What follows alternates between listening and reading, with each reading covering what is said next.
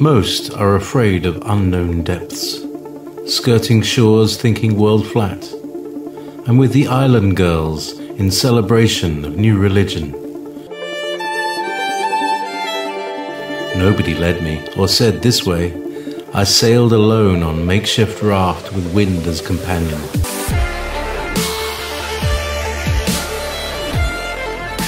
Fate for deliverance, confidence enough to assess new disposition. Seekers of lost paradise may seem fools to those who never sought the other worlds. Welcome to Momentary Zen with Zen Garcia. Visit www.fallenangels.tv. You're listening to Revolution Radio. As little as long ago, or as far away as forever, this is where we meet to celebrate what never was as it comes to pass. Welcome everybody, I'm your host Zen Garcia. This is Momentary Zen here at freedomslips.com on Revolution Radio, Studio B. I have as guests with me this evening, I'm honored to bring back both Carolyn Hamlett and Dan Duval to the program. It's been quite a while, and I always look forward to dialogue, fellowship, and discourse with both of you. And you're two of my most favorite people, and I appreciate the opportunity to come together and show in the way that we've been able to do in the ongoing series. And so this is another episode, a continuation. Carolyn, are you there? I sure am. Excellent. You sound really good, too, as far as the mic and all. Dan, are you there, brother? Yes, I am, sir. Thank you so much for the opportunity to come back on the program. Oh, it's a blessing to the listening audience, and always a good time. You both are doing such, I consider to be very important work, and we're all three really busy doing the stuff that we're doing, and so I thought we could catch up with show by talking about some of the things, some of your latest projects and endeavors. But before we do so, if you would, Carolyn, please give out your website and contact information again, and then tell us, kind of what you've been up to, your ongoing latest blogs and that kind of thing, and then we'll go to Dan and get the same from him. All right. My blog is beyondthephysicalrealm.com. And I have opened up a new email address. People were misspelling my name. So, it's easy to do, my first and last name. So I've just simply opened up an email address that is called beyondthephysicalrealm@gmail.com. I'm having trouble getting to everybody's emails. Sometimes it takes me like 3 hours to answer one email. And so what I'm trying to do is maybe get more information put on my blog that may help people answer some of their questions. So anyway, I'll hand it over to Daniel. Daniel? Yeah, our website is www.bridemovement.com. That's really a go-to spot for anything anyone might want, whether it's links to the radio program, programs that we did with, Carolyn, other survivors. We have a tab for, mind control that has all of that in one place. Other various things, as well as a contact us tab. And so anyone that wants to get in touch with me, they can reach out there, and even if they don't hear from me, they will hear from my lovely personal assistant. So, well, yeah. Excellent. Well, can you tell us, Daniel? Oh, let me first make the suggestion. Carolyn, I know I get overwhelmed with emails as well, and people that have questions asking me about the various books I've written as well as the shows. And I find that sometimes it's easier to answer them on a program. And so maybe do like a 15-minute video where you respond to all of the backlog, and it might save you some time and having to individualize, personally reply to each one of them. Because, oh, if I did that with all the emails and messages and commentary that I get, that's all I would be able to do, and I wouldn't be able to get any other work done. And so that's just a suggestion. But Daniel, can you tell us what kind of things you've been up to? I know you've been busy and always are, but what kind of projects, what kind of endeavor have been, keeping your focus as of late? Yeah, well, we launched something called Discipleship Through Bride Ministries, where I am basically hosting 4 classes throughout the week. The goal of the classes is to equip believers. I mean, it's all about getting equipped to deal with the darkness, to more effectively execute kingdom assignment and to live more productively. And so I've had to create those, and it's all my own material. It's all original. And so I've been working pretty hard at that. The last one I made was it's actually almost 50 pages, packet on spiritual warfare I had to do in just the past 2 weeks.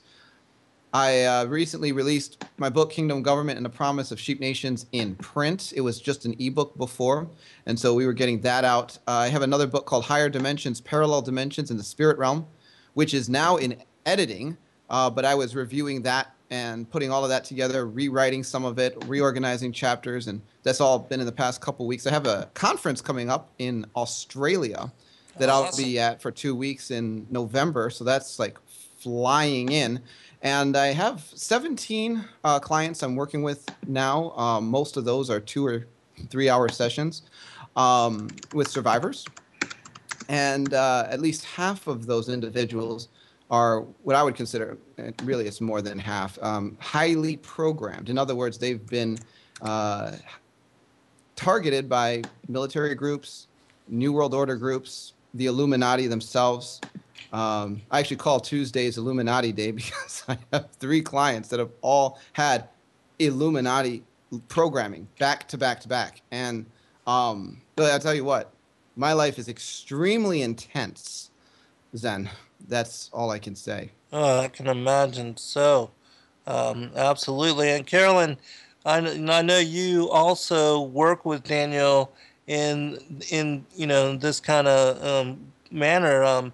Can you talk about some of your current projects and endeavors and the people you're working with, and then if you could, I'd like to with both of you ask you some of the things that you have been learning, and also are you both seeing a greater awakening as far as people that are coming out of this kind of situation, now that you've done such incredible outreach, and is there more of an outpouring of people seeking help from you in this capacity, Carolyn? Well, let's see, where should I start? I am my own project. I'm coming along quite well thanks to Daniel's help. And can you hear me all right? Yes, excellent. Okay, good. All right. I'm a Friday appointment with Daniel and have been for, I don't know, maybe a few years. And tell you what, if it wasn't for Daniel and just where he is with God, and I mean, people have no idea what Daniel, they would not want to walk in his shoes. They probably couldn't. It's a special person that's dedicated like that. Not everybody's called for this type of ministry, but I'm just thankful that Daniel's in my life and able to help me, because there's a lot of spiritual warfare that goes on. And I mean, that's what we do, is spiritual warfare for me, spiritual warfare for deliverance, spiritual warfare we do together in a session, sometimes for other people, because you asked about some of the things we found out. One of the things that we found out, I don't know, maybe Daniel knew this before, but I found out my system actually, this was like, I don't know, a year or two ago, I don't know, a year and a half ago, found out my system actually is attached to many systems, like a grid, at least across the United States, of other survivors. And anyway, we've done spiritual warfare, and I've believe that God was telling me, and I think Daniel probably has had the same experience, where I believe that at the time when we first started doing warfare, I mean, God showed me what he was going to do with this, and that there were going to be fruits from this, because there are a lot of people that are attached together. There's just programming is so sophisticated these days. When they first started programming me back in the 1950s, it was like sometimes I tell people I feel like I'm like Rosie the maid on the Jetsons. You know, it's like an outdated model, but they've done some upgrades. It's like so where they started with me. Well, even like my parents back in the 40s. What they have now is just it is so out there. It's hard for people to believe. So some of that Daniel's been farther than I have with this, because he deals with some very, very highly programmed people who have been highly programmed. And a lot of the listening audience that thinks that they have an open mind will have to stretch their minds. But, you know, the good thing is that people are going to really get this when they're going to realize what the kingdom of God is all about, and that it isn't just the third dimensional realm. And when they spend time listening to Daniel, like these classes that he's doing, and some of the stuff that he's talking about with the spiritual warfare he's doing, people, Christians and other people, that they're probably, a lot of people they don't understand what Jesus actually came here to teach. So that's probably why there's a lot of people that would be Christians, follow Jesus Christ, if they actually knew what Jesus taught. And I hope, you know, maybe we'll get into some of that in this program. It's a lot of people may think the way I'm saying it that I'm not scriptural, not going to be scriptural, but I'm telling you that God is equipping the saints now, and he's beginning it. That's one of the things that he's shown me and shown Daniel, and a lot of it is coming about through the spiritual warfare that some of us are doing, not only here in our physical bodies praying for people, but as we are in the Spirit, through the Holy Spirit, being guided by the Holy Spirit. And a lot of this is helping people that have been programmed, because some of the programming takes place in other realms. Sounds crazy, but just follow away what I'm saying and just listen, and you're probably going to start learning some stuff and start seeing some truth. I always point back to the Word of God. It is in the Word of God. You can find it yourself. You can read it and context it with yourself. We're not out of the Word of God. So I don't know, I guess I'll just better shut up before I talk myself into some circles. Oh, no, we appreciate your response and your insight, Carolyn. I mean, for those of us that have never, you know, been through this kind of a thing, as far as a personal experience or having come out of those kind of circles, I mean, your insight is invaluable.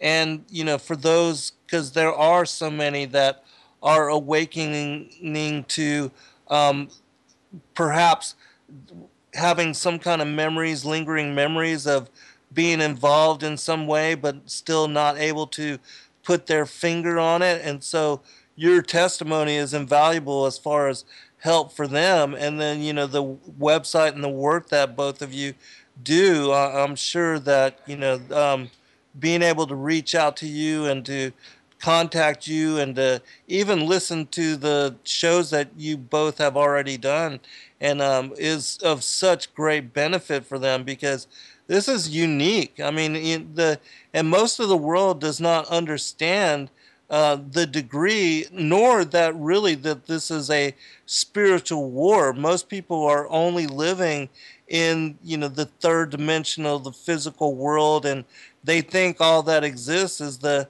9 to 5 in the matrix, you know, getting an education and getting a job and then retiring when you're 65. I mean, for most people, that's like all that there is. And so this other aspect and this other part of what's going on, it's not well understood. And so for those that have a foot in both worlds, again, it's invaluable.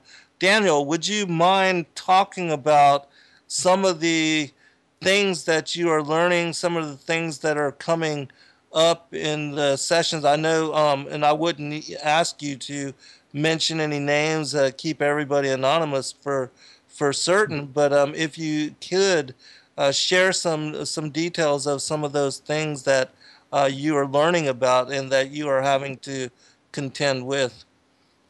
Oh my, Zen, that's a dangerous question. You know that, right?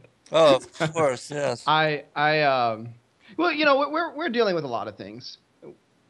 We, like Carolyn mentioned, they can do programming in other realms.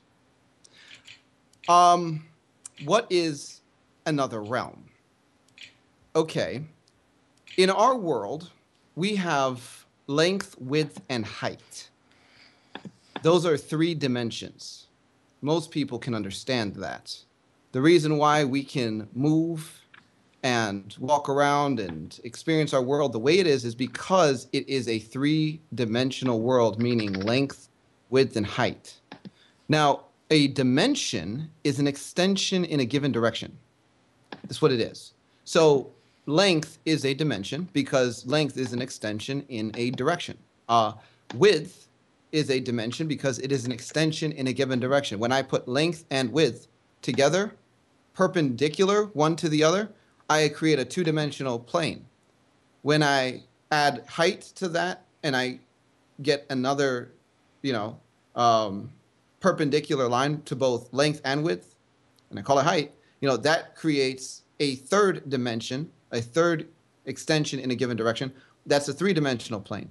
Well, quantum physics takes us far beyond 3-dimensional planes into higher dimensional spaces, 4, 5, 6, 7, 8, 9, 10, Right. And a lot of physicists are now, they have different theories out there, superstring theory, M theory. Time itself is a temporal dimension that allows for the passage through space that's measurable. And, so another realm is essentially a place that is outside of the confines of the 3-dimensional world we live in. If I have a 2-dimensional plane, a piece of paper, and I put it in a 3-dimensional room, like the room can contain the paper, but that, like if I draw some stick figures on that paper, they don't know, the stick figures, that they are being contained by the 3-dimensional room because they're in the paper. The 3-dimensional room, that's outside of their dimension, but it contains their dimension. So stick figures are inside of a 3-dimensional room. They don't know it. Us, we are inside of a 4-dimensional space. A 3-dimensional space is contained by an overlap by 4-dimensional spaces, 5-dimensional spaces, whatever have you. And so we are surrounded by activity we are not aware of. Right. This is how you cross over into the spirit realm. But as you cross over into the spirit realm, what you find is that the 3-dimensional world in which we live is not the only realm that exists. And that's where we get this conversation opening up calling it other realms. Like, let's say I have 2 pieces of paper now in a 3-dimensional room. I draw some stick figures on the first piece of paper, and then I draw some stick figures on the second piece of paper. Those stick figures are essentially in parallel dimensions. They're not aware one of the other, but both exist in the 3-dimensional space. So you can have essentially what manifest as parallel universes or parallel worlds. We've found alternate timelines, past, present, and future, that are manifesting in other locations within higher dimensional spaces. And these actually, because you have some of these entities, these cosmic beings and so forth, they have abilities to, and maybe it's not their abilities. I'm not sure all of the mechanics. There are ways to create them, pocket realms, secret realms. You don't have to have a whole universe in a realm. A realm can just be a place, a building, a single building. Let me give you an example. In one case, I was working with a survivor, and they had a part, and this part was a librarian. And this librarian was a librarian in a library that was in another realm. Now, if you went outside of that library, there was a lawn and then nothing. So the whole realm was literally that library. And in that library were documents on all kinds of scientific research and technologies and occult workings and everything that do not exist on Earth to our knowledge. I mean, they told me some of the titles of the papers. I'm like, what? They had a file in there. There were files dating back to what read as 65,000 BC. I mean, it's just crazy stuff, right? And in that library, there would come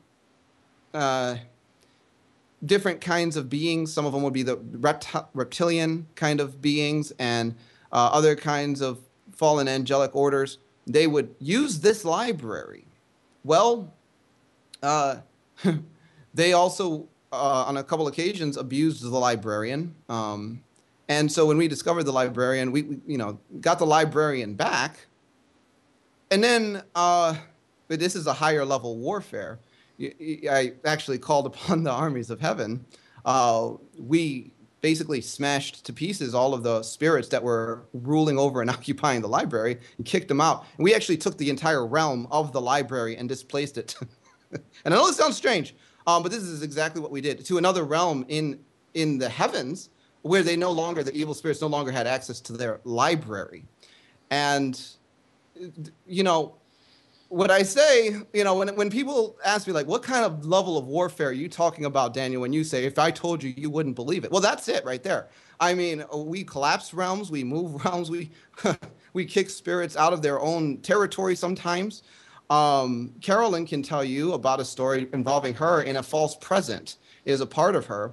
And I don't know if she wants to get into that right now, but when we rescued that part, the angels of the Lord came in and we emptied the entire realm. I mean, and when you do that, other people that have been implicated by these agendas in the heavens also get set free simultaneously. The Bible says in Ephesians chapter 3, it says, to the intent that now the manifold wisdom of God might be made known by the church to the principalities and powers in the heavenly places.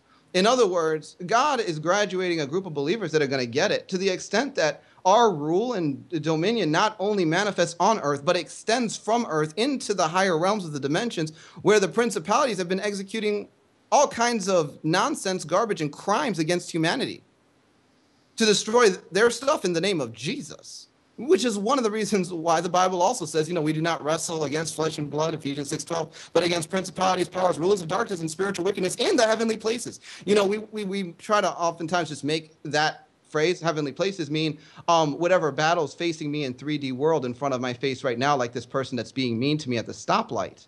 Well, spiritual warfare is a lot bigger than that. Spiritual warfare takes us into the spirit realm, higher dimensional planes. And if you really want to know where a lot of the science is being developed by the dark powers and the Illuminati themselves, their research labs, are in other realms. And I've been told this.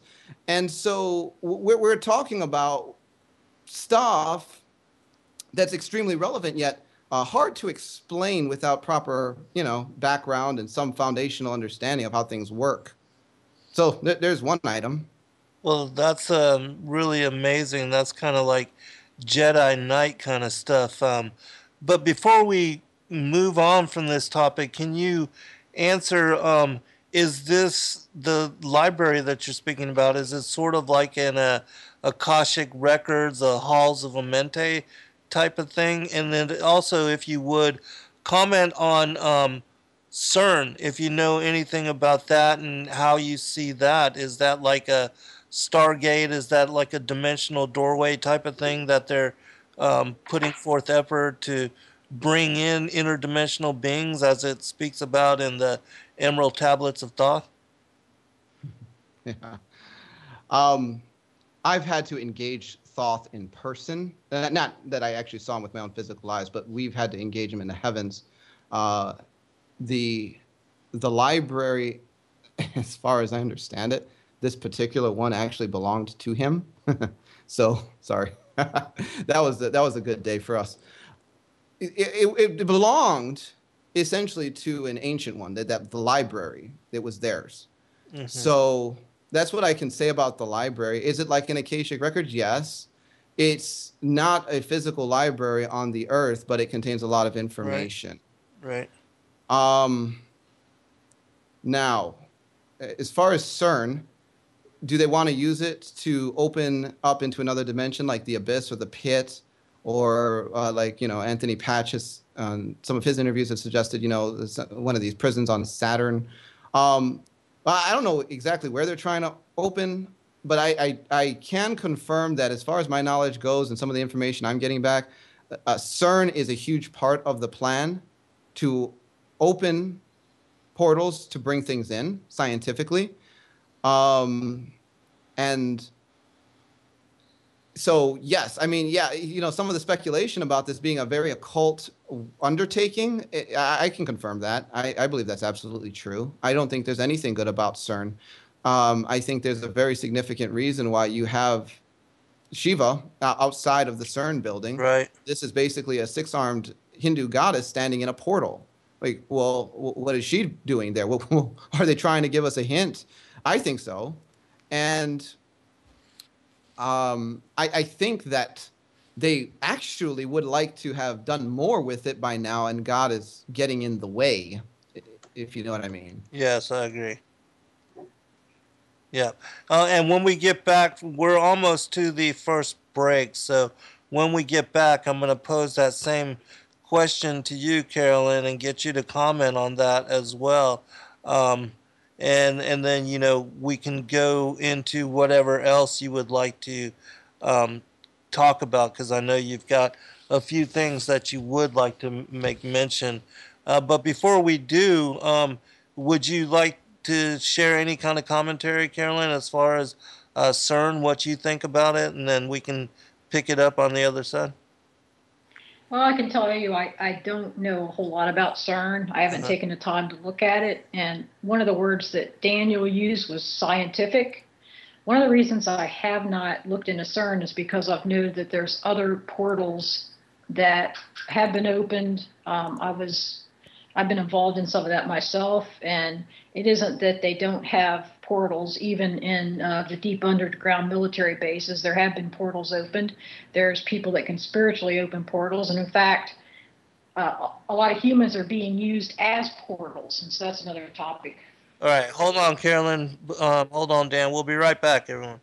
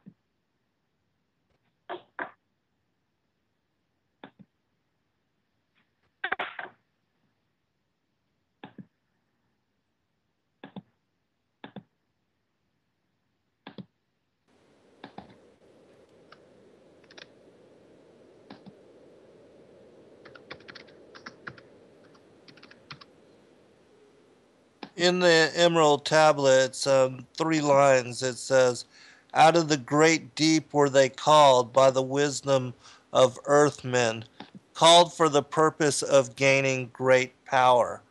And so, what Daniel was talking about earlier, it reminds me of that movie, The Matrix, and how they were able to jump in and out of that particular dimensional reality, and also how the way that the world was working was much like a facade where everybody was going to school, going to work, the whole soft parade was ongoing, but behind the illusion of all of that, there was this war between those that had that knew about the Matrix and were able to unplug from it, and those that were part of the overseers and the gatekeepers, those that were seeking down and hunting those that were knowledgeable about the Matrix. And so it's kind kind of like that, the spiritual warfare, which is ongoing behind the scenes of, the everyday world, the physical reality that everybody is so caught up in. And so, Carolyn, can you make further comment on what I know you didn't know a lot about CERN, but if you would just talk about or comment on the things that we've been speaking about in the last 10, 15 minutes or so. Okay. Well, mentioning the Matrix, people would be amazed how accurate the Matrix is, the movies. And I couldn't believe it when I saw the movie, because there's like espionage groups just like that. I've been a part of one. I've had people contact me that have told me about it, even though I haven't told them about my experience. But it's just so similar. It's just amazing. And there's groups that are stealing information. There's people that, even in the Matrix, the movie, there's like different degrees of density. You could walk through walls, and Right. It's just, a lot of it has to do with the mind and knowing who you are and what body you're in. It's really amazing. And even in somebody's system, like in mind control, it can be like the movie The Matrix, and it really takes spiritual discernment from God himself to understand what's going on. It's Holy Spirit guided. And of course, that only can come through Jesus Christ. I testify of that over and over, because that's the absolute truth. I have been on the other side, working for the other side. And the more I do programs, the more I want to, what I'm hoping to do is be able to paint a more accurate picture that there is no real gray area. I want people to see what is of God and what is not of God. And just because something may sound like the Matrix or crazy or just can't possibly be true doesn't mean that this stuff isn't true, is not happening, that it's like what Daniel was talking about, the different dimensions. It could be like folded on top of one another within the same type of space, in a sense. And even time travel. There's just so much that's, I don't know where to start, really. Hey, but, Carolyn, why Yeah. don't you talk about the part of you that experienced the entire lifetime in that other realm, Yeah. with the dream that came Yeah. to you that was a whole lifetime? Yeah, why don't you talk about that one? Yes. There's some other reasons why I happen to like a couple of like Star Trek episodes. Next Generation, Captain Picard experiences an entire lifetime. Well, I also have experienced an entire lifetime, and it happened within one night's sleep, maybe a few hours. And not only that, it's like I've been tied to that reality for at least 15 years, maybe 20 years. But I'm not the only one that has experienced that and is experiencing this, which is another good reason to bring it up. I'm glad you brought that back up, Daniel, because I think people are going to listen to this and they're going to be able to relate and go, oh my gosh, I wonder why that's been happening to me. Maybe there's something to it. Well, I'll tell you what, I guess I should say what it turned out to be. It turned out to be a test, so to speak. It's kind of like if you have a holographic image, a holographic program, you put somebody in the, like in Star Trek again. That's such a good example. Somebody's on the holo, what do you call it? The holo something or another. They're in the place where it's a hologram. They can actually interact with everything. It's like everything's third dimensional for them. It's a world. And if they didn't know it was a hologram, they'd think it was the world. Well, this is the way it can be for some people, but it will come back as a dream. But it is like it can actually be more clear of a memory than what happened to you yesterday. And your very spirit tells you, or your soul, it's like tugging at you. It's like, I belong there. It's like, why do I feel this way? I have another life. So what we found out, gosh, I don't know where to really begin with that. I keep thinking I should go back and just basically tell kind of what happened, and then I'll just do that. Well, it was a whole life from being a child on the way up to probably in my early 40s. And it was, gosh, the parents, the friends, going through school, who my friends were, what I did after school. My dad was high military and mother high society. It really would make an excellent movie. And people have heard me tell this story, say it ought to be in Hollywood. Well, you know, it's even more bizarre than just something you'd see in Hollywood when I found out what it was. So kind of like the Truman Show, you know, the movie The Truman Show. They were watching him, and this is kind of what they do with in the Illuminati with programs. They take pieces of people, they test them. This was like a test. Let's put this person or these people within this scenario, within this type of situation, and let's see what they do. And it kind of predicts what they'll do. Well, what was shown to me was the group I was with did not respond according to what these people thought that we would, which actually was a good thing. But I was so tied to this lifetime. Get this.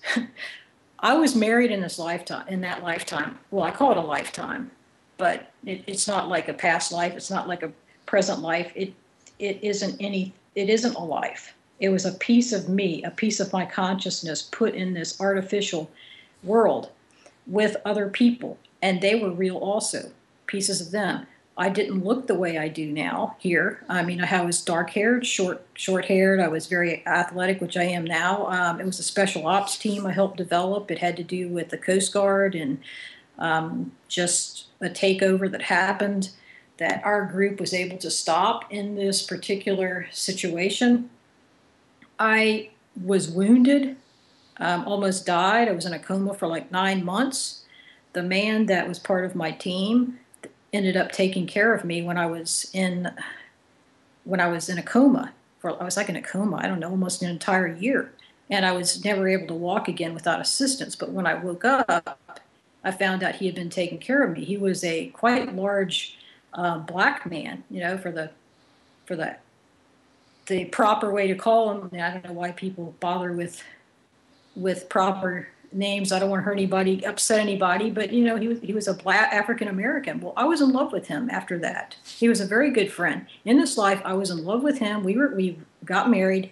He took care of me, and I realized I was never going to have children again because of how I was wounded. But we were able to save the takeover. Actually, it involved the entire United States military, and it was quite involved. But I was very happy in this situation, and this person was a lot of the person I admired that I wished I wanted to be.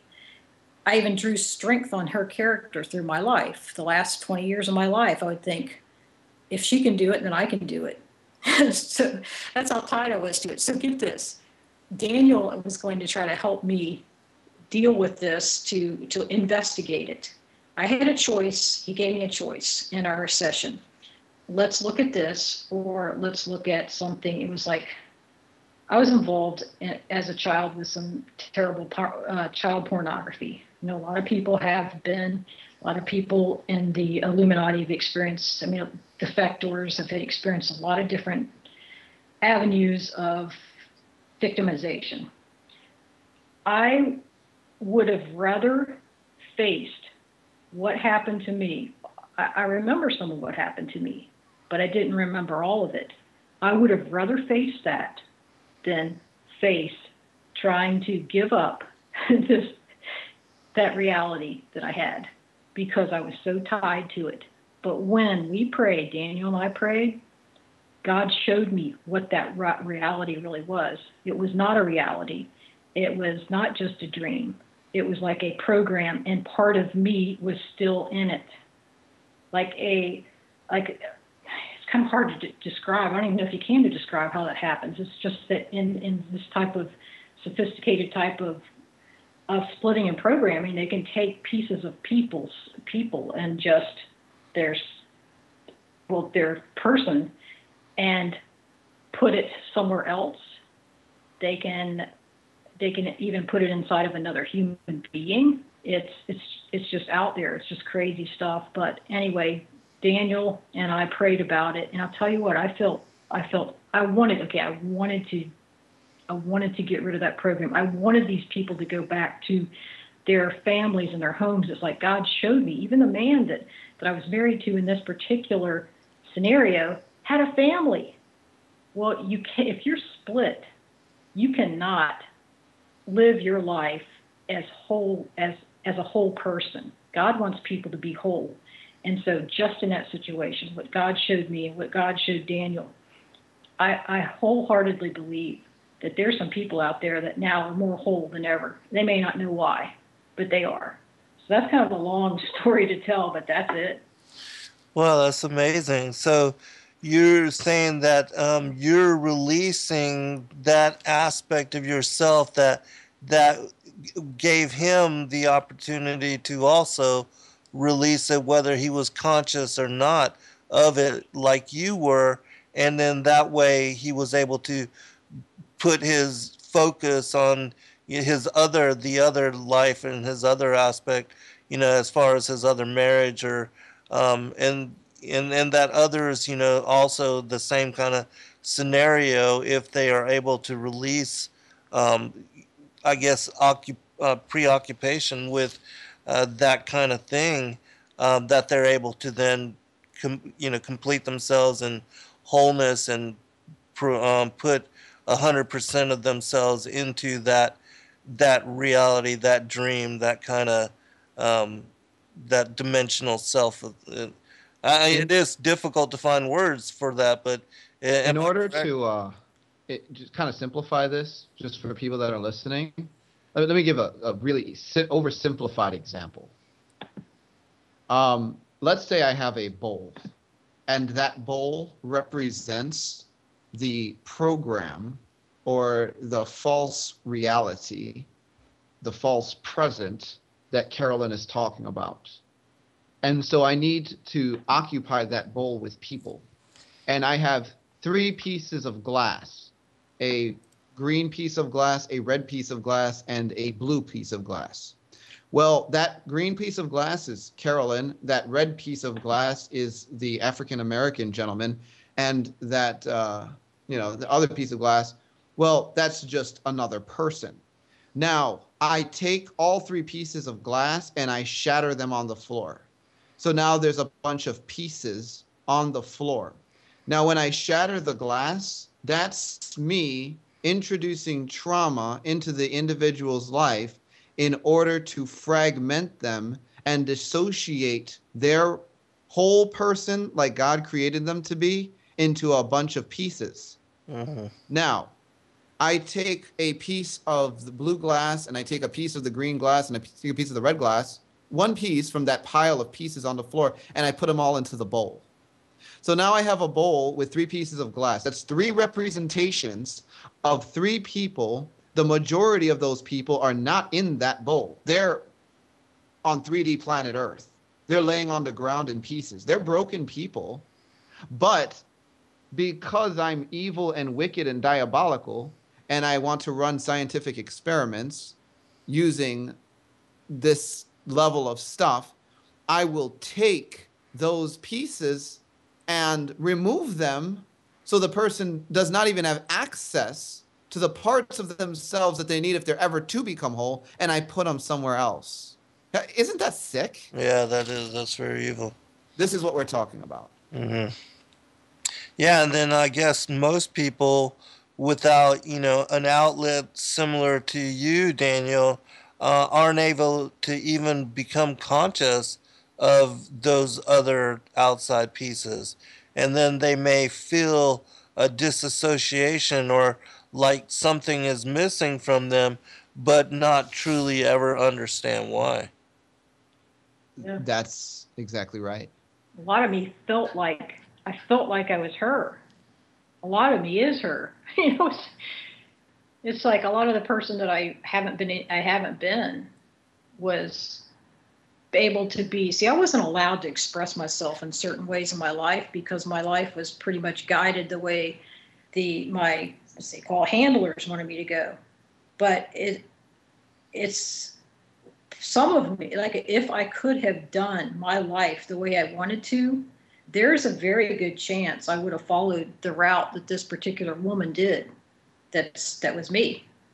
So naturally, what they do sometimes is they try to find something that's close to a person's heart. They will use that to bind this person because, I mean, even like out of the body work, people don't, if they want to keep doing whatever it is that they're involved in, it's going to be hard for them to say no to it. It's I love outer space stuff. Uh-huh. So a lot of people have been used in that area. So it's hard for them to want to give that up because, if they feel like they're a loser on planet Earth in third dimensional realm, maybe they've tried the best they can, but in circumstances, stuff has happened. Maybe they've had handlers that have prevented them from doing what they want to do. Who knows what the dynamics are? But if they have something going on that they really like, and they may not even know it's reality, but they want to keep returning to it, then that's going to keep the other side using them, whether it happens to be human beings using them or whether it happens to be Satan's spiritual hierarchy using them. And one of the things that can help people, if they don't know they're being used or not, if they suspect something like this, if they start journaling, that's one of the first things they can do. Start journaling. It's amazing how much memory will come back to you when you start writing. You think you remember it all, and all of a sudden it's like you're painting your own picture. You think, oh, I remember what was in the corner. As I'm writing this, I'm seeing the picture fully. It's just something about it. That's a start. Start journaling.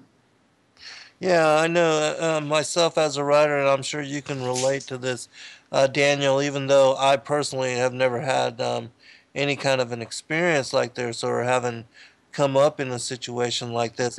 I know that writing itself, the experience of it, that it gives me the ability to introspect and to really look at and come to understanding on feelings, motions, just things that are within me, like even with my whole life, I've really felt close to God, and writing has helped me to tap into that, to explore that more in depth. And so I'm sure that would be a great way for those that have undergone traumatic experiences like yourself to ground themselves and to look into that, at a deeper level, utilizing writing as a tool for introspection.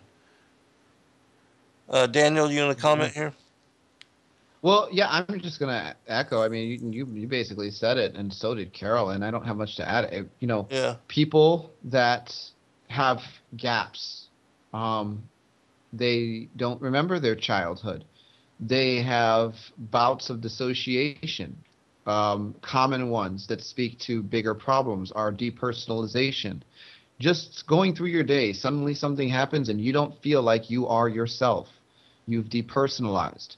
Derealization. You are just going about your day. Something happens and suddenly your atmosphere doesn't feel like it's real. You feel like you suddenly stepped out of life and you're living in a dream world, and then you're back in its real life. That's derealization. So some of these kinds of things, rapid switching between emotional states. I don't know why, but every time this happens, I just go into a blind rage, and there's no ramping up. There's no ramping down. Well, okay. When these things are happening, this speaks to deeper issues and problems like you would find with a person that's been fragmented on purpose, programmed to get those memories back. It helps to write it down. Just start writing. Just say, hey, I don't know what happened in this part of my life, but, well, when I think about this missing area of my life, I feel, what do you feel? Start there and just begin to just journal. You will be surprised what comes up. Okay, when we get back from break, I wanted to ask both of you if you are familiar at all with Al Bielik's story and how he was part of the Philadelphia experiment, and him and his brother had jumped off of that boat and they found themselves in the future. And then he said that he had been there for long enough to experience much of that future, as far as what had happened over there, and he got to learn some information, brought it back, and did videos. Are both of you familiar with that story at all? Yes. Yes. Okay, A little well, bit. when we get back, I want to ask you about that. All right, we'll be right back, everyone.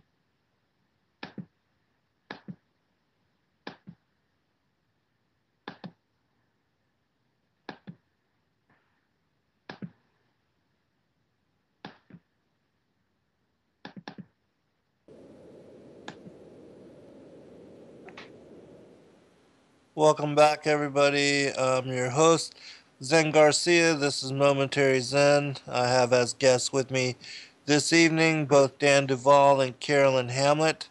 I do want to remind the listening audience, just really quick, that Revolution Radio is the largest listener supported, commercial free, corporate free entity radio network on the internet and on the planet, and that we appreciate your support in the very many ways that you do, in as far as the fellowship that we share, and all the different hosts on Studio A and Studio B that come to you 24/7.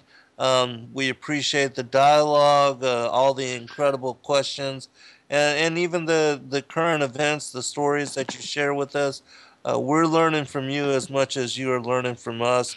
And those of you that can, please do go to freedomslips.com, click on the donate button, purchase access to the archives, or purchase the bullet drive with all the incredible emergency information or the non-GMO seed pack, that those kind of things go a long way in enabling us to continue to be able to come to you as a platform for truth and being able to talk about all the many esoteric things that we do cover in bringing forth such incredible guests as those that I have with me in this show this evening. And so thank you in advance for doing that. And your support enables us to keep coming to you in the capacity that we do.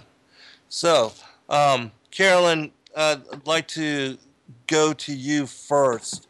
And if you would, can you tell us what you know about? Because you had mentioned the time travel and about how these dimensions are kind of overlapping the way, and that the world really is sort of like the depiction of the movie as portrayed in the Matrix movies, which are incredible. If those of you that have not seen them, they are very profound and deeply layered in meaning. And so, if you would, can you talk about what you know about Al Bielek's story and how that ties into really even your own situation and circumstance? Well, it's a pretty interesting story, to say the least.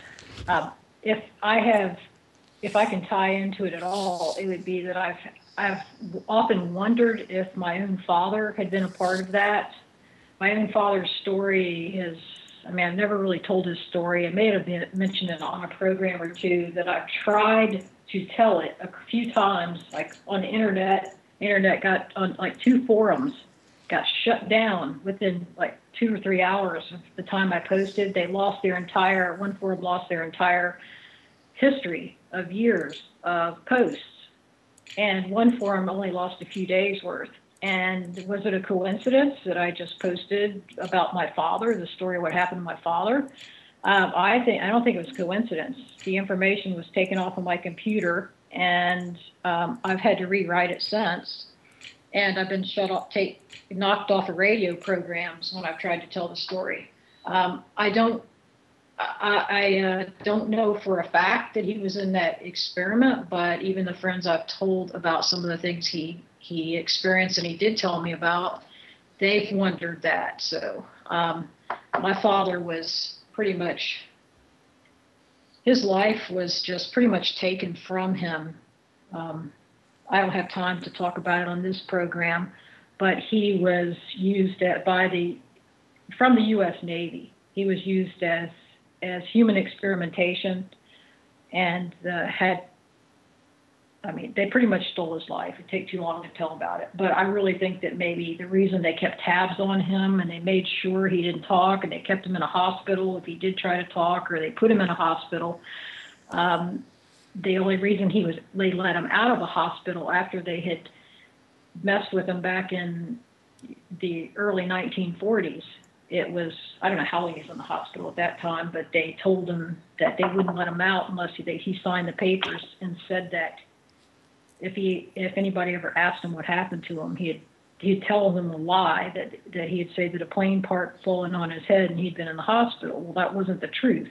And I didn't know the truth from him until, it was probably a few years before he passed away. He was in his 60s when he passed away. I didn't know my father.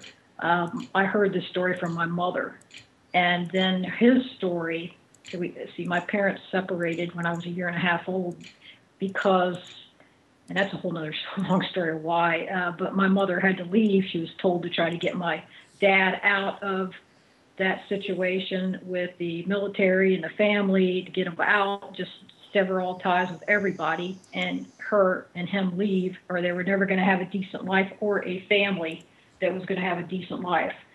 So he was going to go with her, but at the last minute he changed his mind. My mother cut ties with him and the family, and I didn't get to really know my dad till a few years before he passed away, and he was able to tell me a lot of his story, and it matched up exactly with what my mother said. I don't think anybody else in my family got to hear that story from my mother or my father, but so much as it died with both of them. My mother died in 1971, so I do know a lot of what happened to my mom and I try to make that public. I wish I knew more what happened to my father, but it was another person that was involved in some secret programs and was pretty much messed up the rest of his life. It's totally amazing, though, that he was able to have the mind that he had. Very intelligent man, to be able to have the mind that he had in spite of all of that.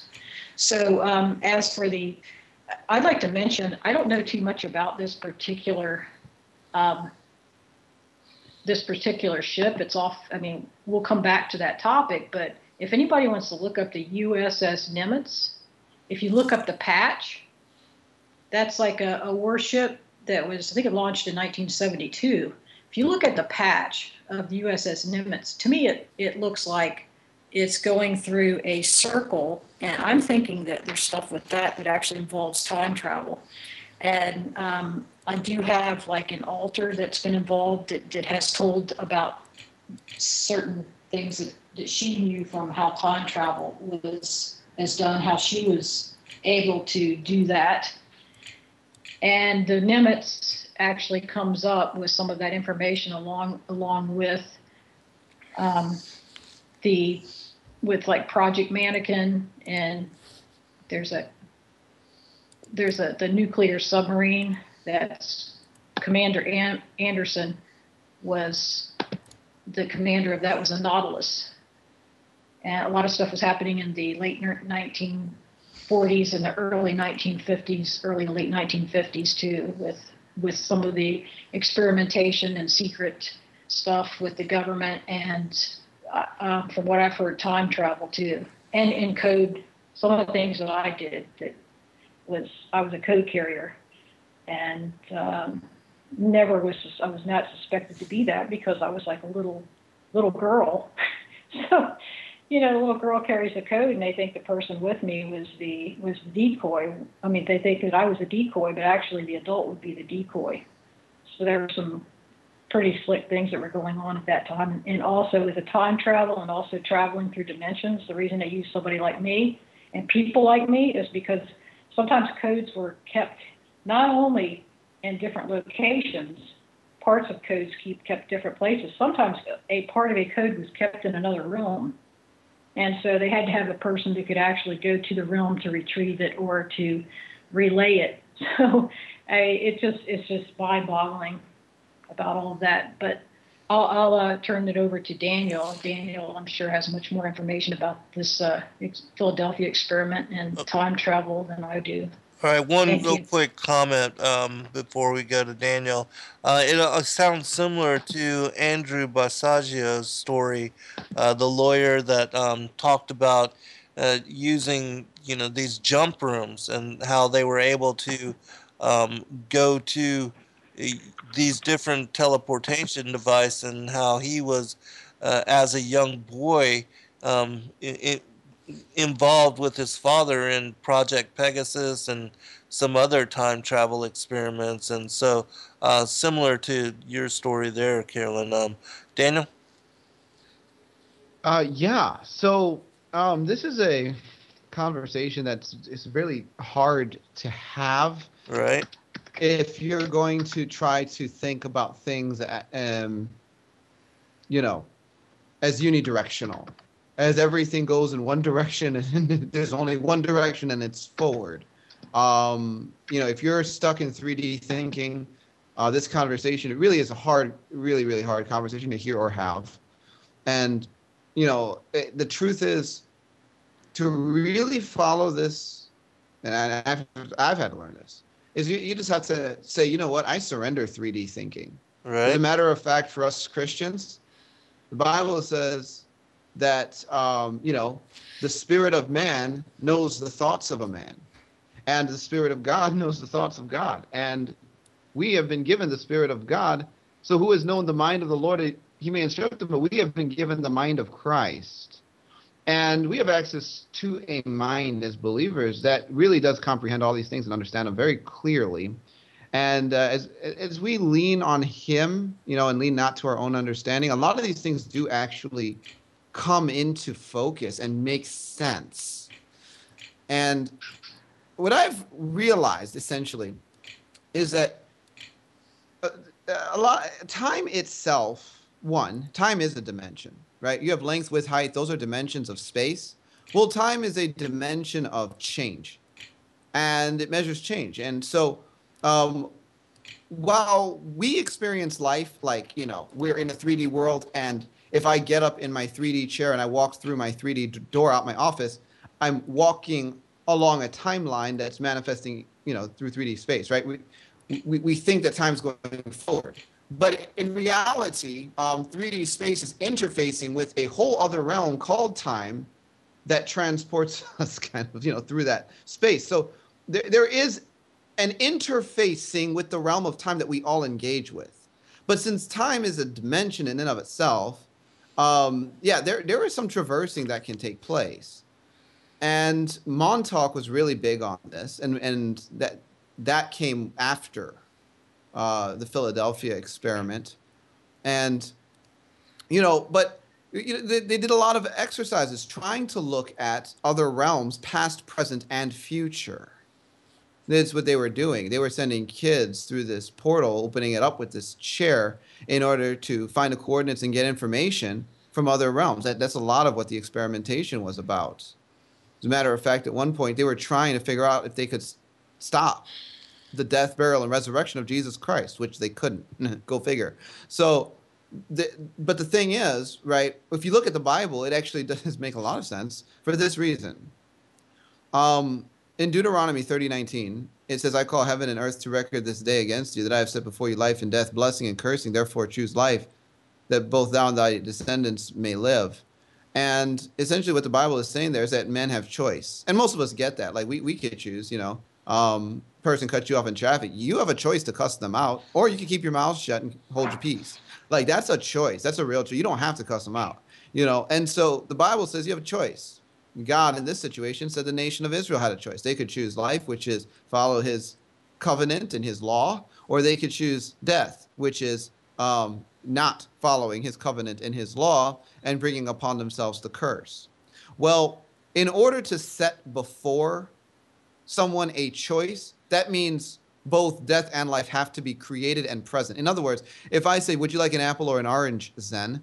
And all I give you is an orange, what you would say is, well, you're not really giving me a choice. You said apple, but there's no apple. I can't pick the apple. All you're giving me is an orange. So in order to give you an apple and an orange, I have to take both of my hands, pick up an apple, pick up an orange, and hold them both in front of you and say, which one do you want? Well, the same thing with God. He actually creates life and death. He creates blessing and cursing. As a matter of fact, in Isaiah 45:7, it says, I form the light and create darkness. I make peace and create evil. I, the Lord, do all these things. Well, why does he do that? Why does God create evil? Well, because people can choose evil, therefore God has to create it in order for them to walk into that. Now, before you arrive at the point of decision, where does the evil exist? Well, it exists as a possible future. Where is the possible future stored? Well, this is the idea that when you're looking at people jumping in and out of times and looking at other realms, past, present, and future, oftentimes it's not the actual past that manifested, but a representation of it. It's like it's a reflection of it in the spirit realm or in another realm entirely, on another dimensional plane. And so in those areas, you have possible pasts, false presents, and potential futures. And they exist. You can look at them. As a matter of fact, when we get to that point of decision in our timeline, people's choices will either bring them in or push them out. But all choices exist prior to that point in time where a choice is made. God stored them somewhere. And I think that this is oftentimes what happens when people say, they fell through a portal and ended up in a future. Because the future that they looked at may not be the actual future that manifests, which is the really interesting conversation when you get back and you say, well, they said that they saw this and it was happening at this time or this year. And then guess what? We get there on our timeline and it didn't happen. So you have possible futures. They don't necessarily have to manifest. Well, I think the Bible is very clear. God created it all. And through scientific and ritual and occult processes, there have been ways to backdoor access into some of these things, to look at it, to glean information from it. And the Philadelphia experiment, in my opinion, was an example of that playing out in real time. Like they this thing happened. They did go into a possible future. They did see what they saw. Then they came back and they told about it. Doesn't mean that it's what's going to manifest, but it's something that, well, exists in the realm of possibility. Which is just mind-blowing in itself. But Yeah. I have something I can add. Sure, please. I don't know if this, well, it's just something that one of my alters had said that had to do with time travel. It's just, she used to, it's like I know how it is, but so it's hard to put it in words. But one of the things that she was able to put in words, and I just throw it out. She said that, and of course she, and it is me, that in interdimensional time travel, that the way that there's a beacon that works to keep one on the proper timeline, and it works like sound waves. And she said like a tuning fork that sounds out a sound that resonates across the timeline from one beacon to another. And a person that is traveling needs to know the vibration of that beacon or have a device with them that's tuned to that vibration. And so this may be like, I mean, there's just like different types of time travel through the century. I shouldn't say through the centuries. I mean, like from going back like the 40s or 50s compared to what they're doing now. I mean, I know with myself, it's like what I know about is nothing in comparison to what Daniel knows about, and like what, I mean, I don't think I was at Montauk, but I know some people who have been, and it's far beyond what I know, when it comes to this sort of stuff. So it's like, very deep, profound, because there's people that speak about these parallel dimensions, and that these like timelines that are running congruent, but almost like bizarro world. It's different. The circumstances and situations and outcomes are different in that particular dimension, whereas this one is what we see as the norm, but that they're running congruent and parallel to one another, but that things are different as far as timeline and outcome there, just like Bizarro World, as far as the whole Superman thing with the alternate Superman and that kind of thing. But I wanted to ask you both, too, before we get to the next break. Have you heard about the time travel story from Jeremiah, concerning Jeremiah and Abimelech? Do you know what I'm talking about at all? I don't. Okay, well, I'll just give you kind of a scenario about it. It's from a pseudepigraphal book called For Baruch, and it talks about in the story, which I'll put a link in the chat room after I talk about this. In the story, Jeremiah asked the Most High to spare Abimelech, who is one of his servants. Baruch is his scribe, and Abimelech is one of the people that help him and Baruch out, and that do run errands for him and everything. And he asked God to spare him from the coming destruction, where Jerusalem and the temple are about to be destroyed, and the people are about to be exiled, for 70 years and taken into captivity.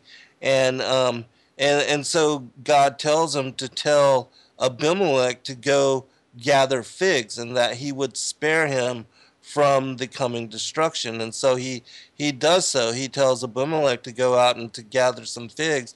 And then Abimelech does so. He goes out, gathers some figs, and while he's out there, he falls asleep out in the grass. And when he wakes up, it's 66 years later. And when he comes back to the city, he's been spared from the destruction. And, in 4 years, the people will be returning from the 70 years of being, exiled into Babylon. And Abimelech asked an older gentleman at the gates of Jerusalem where Jeremiah the scribe was. Jeremiah the prophet was, and Baruch the scribe. And he tells them that they've been carried off into captivity, and that, they've been there for 66 years now. And Abimelech looks at the old man and, pretty much just thinks he's a nutcase, um, and that something's wrong with his head. And so he goes and he asks a few other people. We'll come to find out God had spared him from being witness to the destruction, and according to Jeremiah's wishes, he slept for 66 years. The figs that were in his basket were still fresh. They still had milk pouring from them or leaking from them to show that they were fresh. And so this whole story, if you've not read it, it's a very fascinating, very intriguing story. But it shows that the Most High God, if he so chooses to, he can put people in different timelines and make them go into the future or the past according to his will and to his wishes, which just, lets you know that he has all power to do anything that he intends. And so, Daniel, do you know what I'm talking about as far as the story? No, actually, that's news to me too. Okay, well, let me post this into the chat room, and then I'll post it into Skype as well. And maybe the next time we do a show, you both can read it, and then you can comment on it, because it's, as I said, it's truly fascinating. And then it gives you a biblical perspective of time travel, and lets you know that, these kind of things are not just fantasy or science fiction, but that they are actually biblical as well. Okay, well, we're almost to break, so before we get there, Carolyn, you want to give out your website information again? And then Daniel, if you would, if we have time. If not, we'll do it when we get back. Okay. It's beyondthephysicalrealm.com. Beyondthephysicalrealm.com. Daniel? Yep, and people can find me at www.bridemovement. That's BRIDEMOVEMENT.com. All right, well, we should be into the next break, and so if anybody has any questions that they'd like for me to ask either Daniel or Carolyn, post them in the chat room, and I will get to it. We'll be right back for final segment.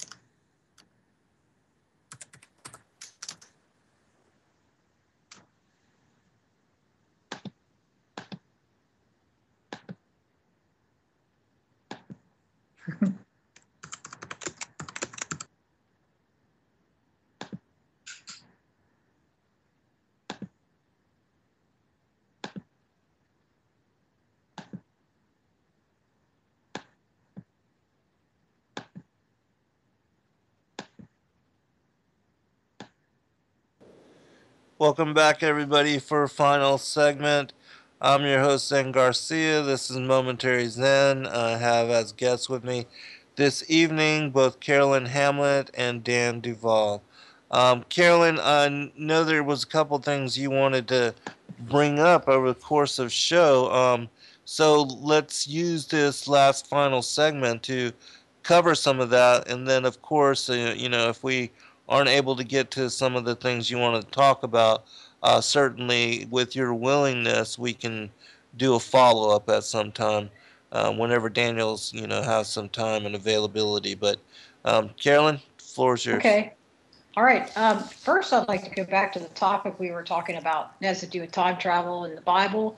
And there's something I was thinking about, and a friend of mine just reminded me also, same thing, about there's a story, and I'm rusty. I'll tell you what, I'm sorry. I'm rusty on some of the Bible stories. So, I mean, I read a lot more in the New Testament, and I say that because I do want to get more into the Old Testament stuff. I'm just being honest. I need to read more of it. And the more I read about the Bible, I get excited. But there's a story that's always intrigued me that has to do with the sun that was stopped for battle. And from what I understand, even NASA was not able to, I think an equation was actually solved by someone that was a Christian at NASA. And when the people at NASA couldn't solve some type of an equation, he said, wait a minute, I know something about the Bible. And so they went to the Bible, looked at what that was, and figured out whatever. I don't know. They figured out the equation because of what was in the Bible. Are either you, Zen or Daniel, familiar with that story and can tell the audience about it? Yeah, I know what you're talking about. Daniel, do you? Well, I'm familiar with the story of Joshua commanding the sun to stand still. Sun and moon, yeah. And it did. Right. And they continued to fight. And that was in the physical 3D world. I mean, it's just one of those things, like, I couldn't explain it if I wanted to. But, as far as the NASA scientists, not so familiar. So. Right. Okay, well, then I'll catch people up on this story. And I actually cover both this intriguing story and as well as Isaiah chapter 38, where it talks about the sun going back 10 degrees on the sundial. Both of those are part of my latest and newest book, where I decrypt the book of Enoch. But anyways, what Carolyn is talking about is that there was missing time, and so that they weren't able to calculate all of, as far as past history and all the past eras.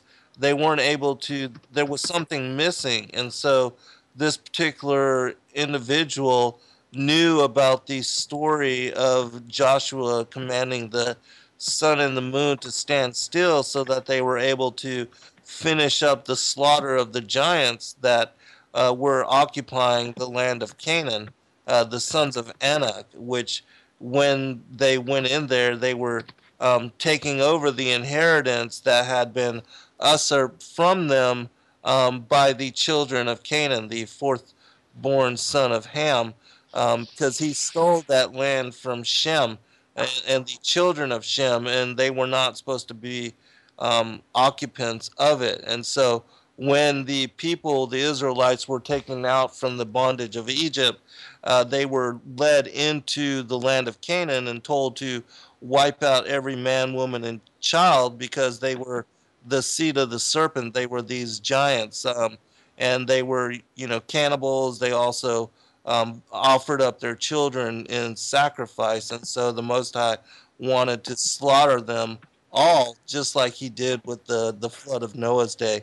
And so when they were able to calculate in that particular missing portion of time, then it all clicked and fit together. That's what you're talking about, Carolyn? Yes, thank you. Yeah, you're welcome.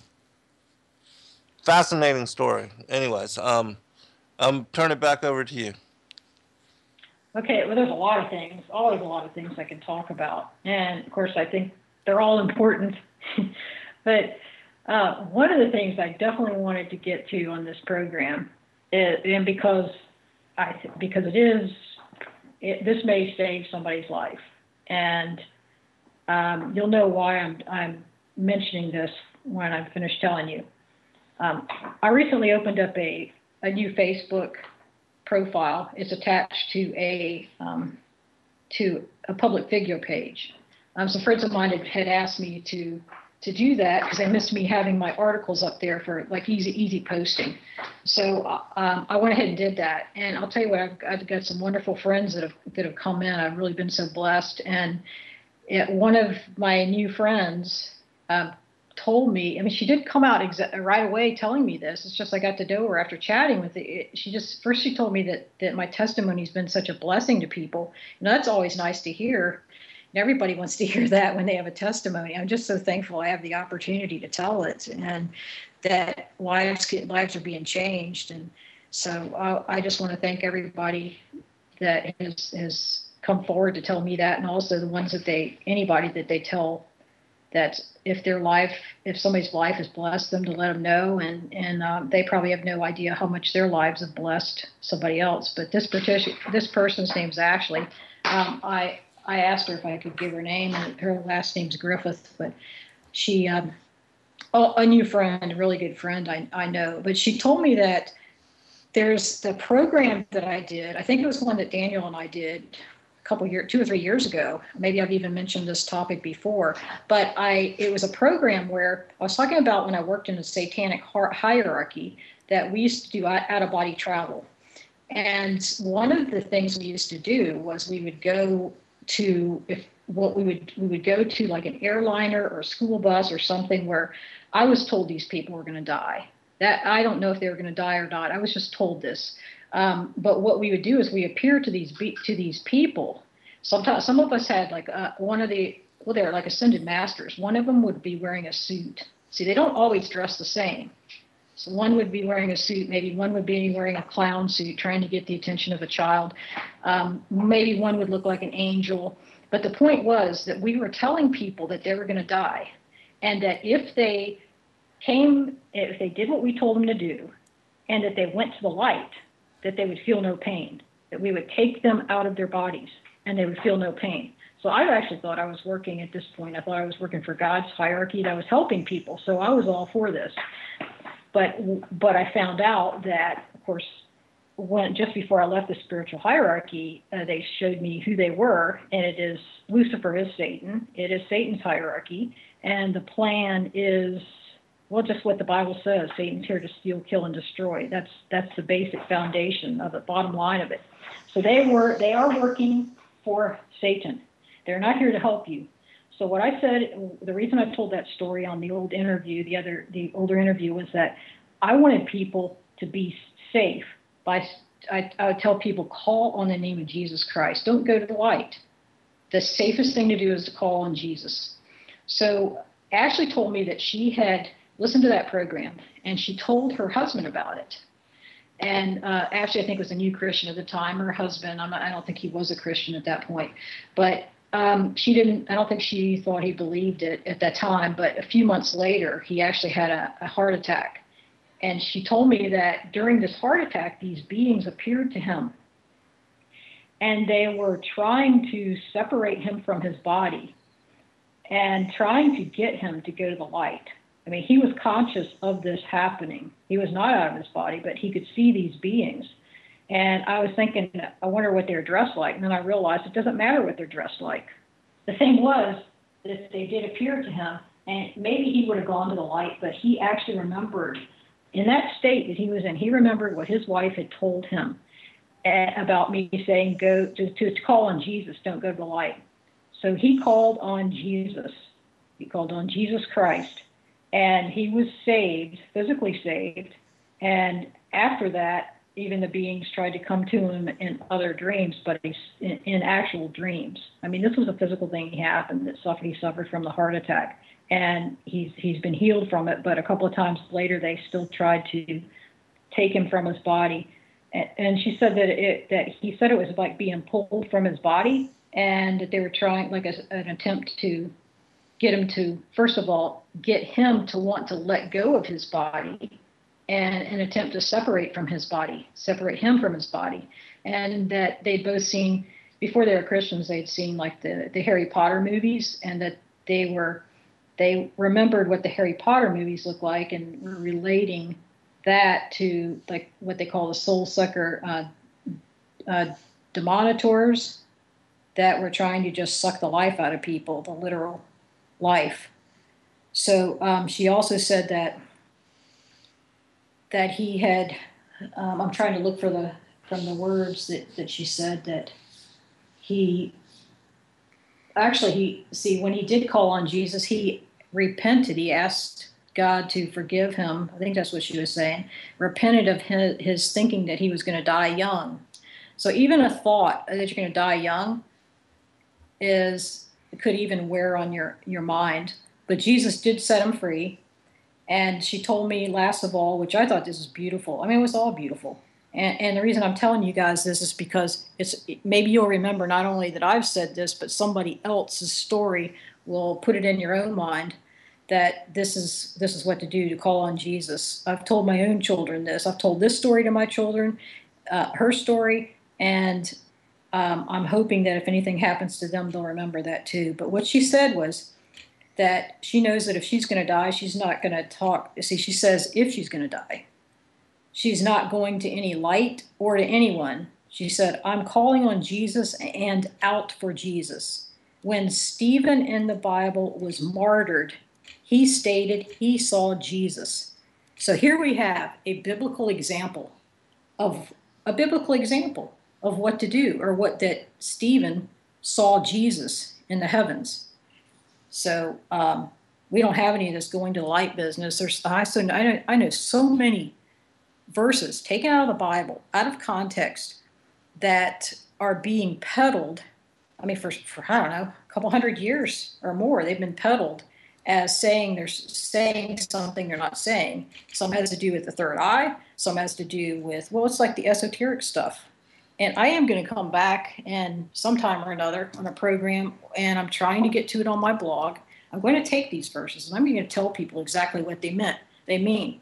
But you don't have to wait for me, because if you read the Bible in context, go to it and read it for yourself, you will see that you don't have to sit there and meditate and try to get a really out there meaning. If you listen to what Jesus said and read it in context, you're going to get what he says. You're absolutely going to get it. And that Jesus even said that the simple-minded people understood him. You don't need some stinking ascended masters giving you flowery words and difficult things, to just these large words to impress. They're just trying to impress. They're not trying to help people. You don't need all that. And you need the Holy Spirit of God to understand things. And it's quite often it's a simple person that can see it. And you won't see it if you think you're going to get it by meditating on a few words and not reading what Jesus said in context. So that's it for that. What I was going to say there. Let me comment real quick, Carolyn, then I'll get Daniel if he wants to comment also. With the whole new age and so many people, the strong delusion coming up, and even History Channel setting up these ancient aliens as our creators, or that they're going to somehow come and save us. The New Age movement and these ascended masters, they know that not a lot of people actually read their Bibles, and not a lot of them even understand what Yeshua said, or what Jesus said, or what he's told us, revealed to us through the New Testament, through the Gospels, through the teachings of the apostles. And so they know that they can twist and manipulate and get people to believe and buy into this whole New Age philosophy, and in that way they're able to lead people astray and to get them primed and ready to bow down to these Nephilim gods. And in my opinion, that's part of the strong delusion that's coming upon us as being the final generation and being at the end of days. Daniel, comment? Well, yeah, I agree. They are prepping people to bite the bait. They want to sell a new world order to the world. They want to sell it. That means that everyone's going to buy it. And, you know, this actually lends itself to a conversation Carolyn and I were preparing to have on your program. And really, with the time we have left, I don't know that we'll be able to do it justice. But, you know, the idea that they're using this figurehead, which is the new Pope, who is a Jesuit, by the way, to really preach this message of, you know, global unity and his version of it. They're prepping people to buy into this system that they want to bring in, and it's a multi-phase prepping that they're doing. I mean, ultimately, they want people to buy into light beings and gods, but then they also want people to buy into the idea that through initiation into what these beings have to offer, we will be gods. Right. That and that offer humanity something that we need, and we want. They want to convince us that we want it, and so, you know, they have a plan in motion to bring it in, to sell it to humanity, and they're going to use supernatural signs and wonders to prove their case. You know, one of the things that the Bible says in 2 Thessalonians chapter 2, when it talks about a great deception, is that it talks about when the Antichrist is revealed at the removal of a restrainer, he will come with all power and signs and lying wonders.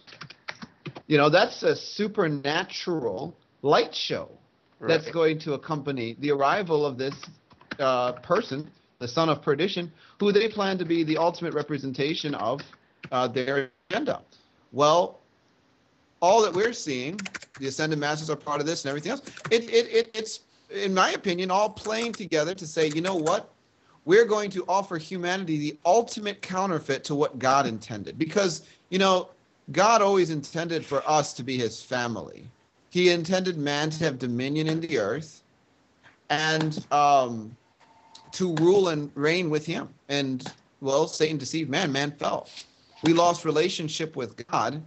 And that dominion that God attached to man, well, we lost the ability to exercise it the way God intended for us to exercise that dominion, because it has to be exercised in relationship to him.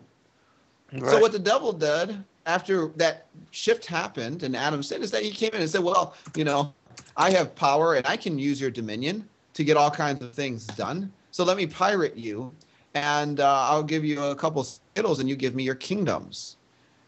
And, you know, what the devil has perpetually done throughout history is just hijack man and our dominion in order to push his agenda forward. But, you know, in these last days, in contrast to what the devil is doing through people, you know, hijacking their abilities and all that is inherent to the human nature, God is trying to put a revelation through it.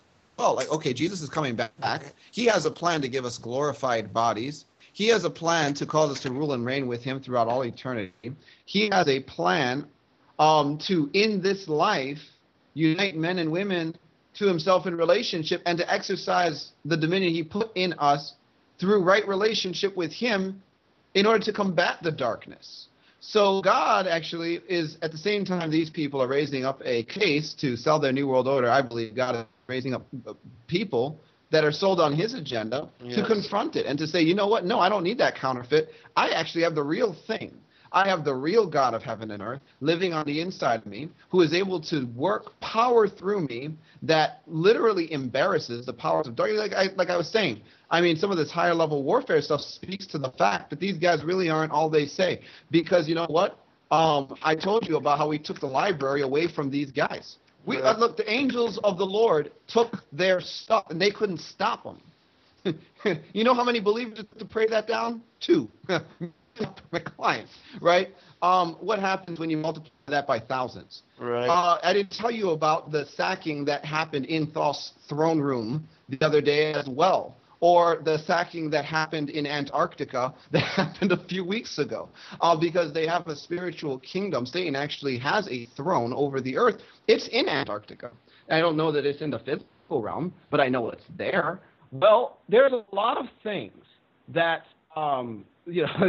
really people have not caught up with yet. But God is the one who has the power that is beyond all the power of the devil, the ascended masters, and the entire realm and government and order they want to bring in.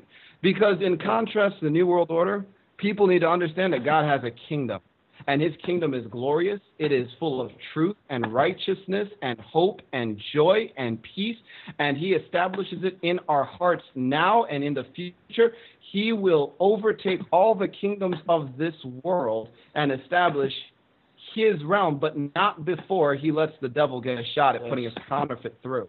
Amen. So, man. Yeah. Well, Daniel, we're definitely going to have to touch upon that topic of Antarctica in a different show. But Carolyn, we have arrived to the end. I want to give you a chance for final comment. I feel like I just wish you had more time for a lot of things. But it's like I just wish people could hear more of what Daniel could say about the kingdom. Right. And it's like most people have no idea. You're probably teaching it, Zen, but a lot of people are not hearing what Christianity is supposed to be about. We're not supposed to be wimps.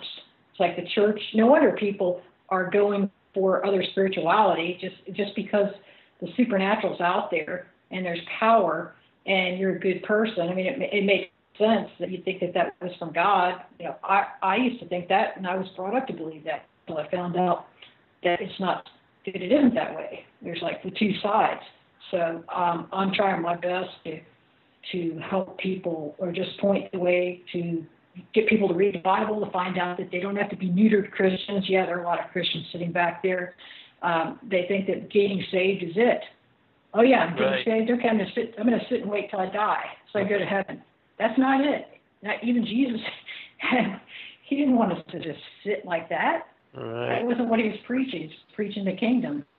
Well, hey, thanks both for joining me, and